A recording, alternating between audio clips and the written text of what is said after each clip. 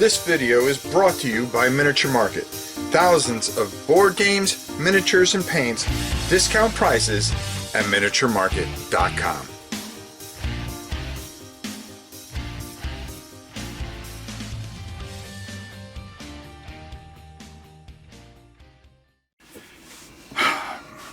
Now, a lot of you that have followed this channel for quite some time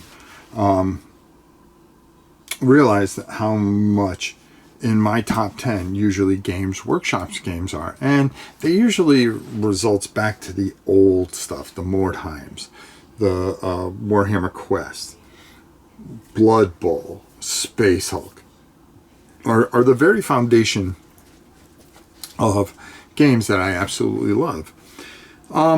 You know, one of the big things, and I think it's really been a missed opportunity, has been the 50th anniversary. Now, this past January, you know, Games Workshop turned 50. 50, right? And I started thinking, wow, man, I've been playing this stuff for a very, very, very long time. And what they've done for this, I really think it was a missed opportunity of what they did with the 50th anniversary. They've really done nothing. They put out a magazine, hey, 50 years. I mean, whoop-de-doo. You know, did you go out and reprint Space Hulk? Did you go out and you know, reprint Warhammer Quest? You put one out, which isn't, first of all, it's an abomination. It's not even a Space Hulk. You put out another edition of Blood Bowl. Okay, that's all right, but you didn't do it till the end of the year here. Okay, you know, here we are in December, and you know, we're looking at this. I think it's a missed opportunity because here's a company that is ran by board members, okay, and it no longer has the feel of what it was. Anything that I understand that with time everything changes, everything you know, nothing stays the same. It's nothing's ever the way you remember it when you were young, and the excitement of playing Space Hulk for the first time, or Warhammer Quest, or any of those games, you know, the first time we saw Warhammer Fantasy, or Starfleet, which was a box game, Talisman, all these wonderful, wonderful things, Curse of the Mummy. You know, I can go on and on and on and on of the things that Games Workshop did right in the 50 years, and they did nothing to really celebrate that. Okay? You know, even Fantasy Flight in their latest incarnation said, hey, you know what we're going to do in 2026? We're going to give you an opportunity on GameFound. We're going to put out certain games and give you a chance to fund them, and we'll build them. That's something. Okay? Games Workshop really did nothing. Okay? And it's, you know, the usual formula. Just throw out a bunch of armies. You know, we're a modeling company. We don't care. We just want your money. And as long as we're getting our money, we can be lazy. The people that work there have no imagination. Okay? Now, and it is a company that is driven by fanboys. Okay? And that's about it. And driven by channels that make a living and will hype the stuff to no end because they're getting paid from it. Some of these people are fantastic, fantastic painters, and that's how they make their living. Which there is no doubt that Games Workshop makes the best models in the world.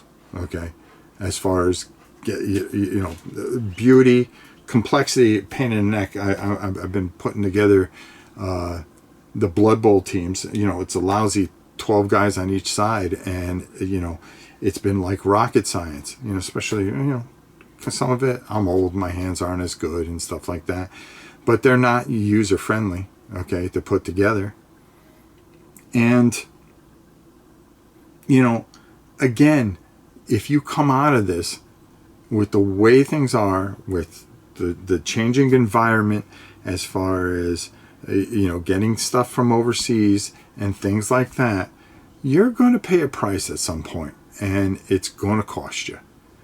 And you may have made it this, you know, the first 50 years, but can you make it the second 50 years? being an open traded, anytime you openly trade a company, is to, you play to the investor, not to the people that love the game. You play to the investor. And I think that's what's happened. As we know, this has happened with this company. It has hurt this company badly. And this was a missed opportunity. You could have had a year-long celebration that would have been beyond human belief and glorious, but you didn't, and you missed an opportunity. And that's Games Workshop. One of the best moments of my existence. My wife, one of the first things she ever got me was a copy of Blood Bowl. She called. Now this is back, almost 30 something years ago. There was no internet. There was no anything really. Okay, it was more than 30 years ago. And she made phone calls. And she found it up in Canada and had it shipped down. And I still have that copy today. And, those are the memories that this type of company has done for a lot of people. And for them to miss the opportunity on the 50th anniversary has just, it's a travesty. It really is. And it's disgusting. But when you play to investors, this is what happens. So I would love to hear what you guys have to say in the comments and what you guys think. But honestly, what a shame and what a disgrace to some of the people that have worked at this company. The Chambers, and I can go on and on and on of all the great, the Gavins and Thorpes and all the fantastic people that have worked at this tremendously, which was a great company. Couldn't be touched, and now it's a shell of itself, and it doesn't pay homage to its past. I would love to hear, and it doesn't respect its past, not at all, or its fans, and it's a real shame and a missed opportunity. I would love to hear what you have to say in the comments, and as always, my dear friends, until next time, it's your old pal Rob. We'll see you soon.